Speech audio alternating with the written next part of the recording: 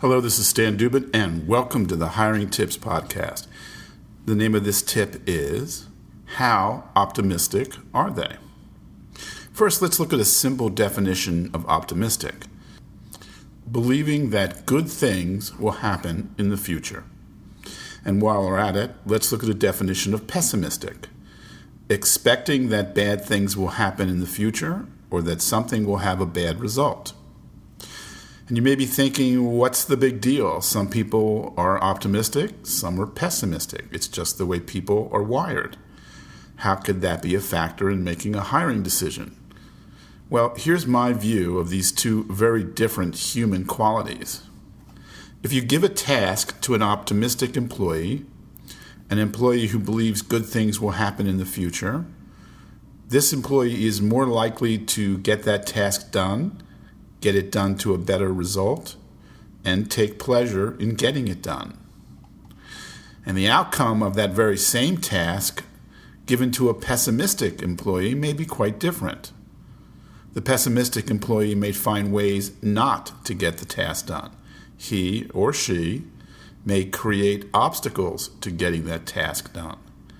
He may even take pleasure in the task not getting done. Does that sound too outlandish? Well, people tend to create the circumstances necessary to carry out what they believe will happen. They pull in the needed resources, they convince others to help as needed, and they tend to have the resolve to overcome obstacles that get in the way.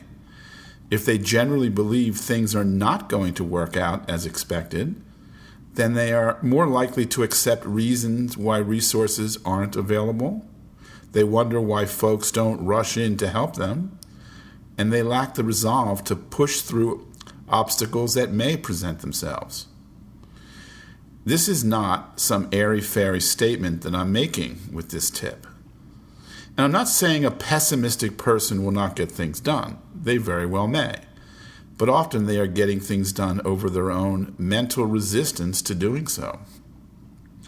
The optimist will delight in the future being bright and doing things to bring that kind of future about.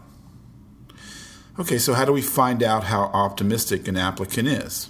Well, I think generally people will be honest about this character trait, so you could ask them this simple question.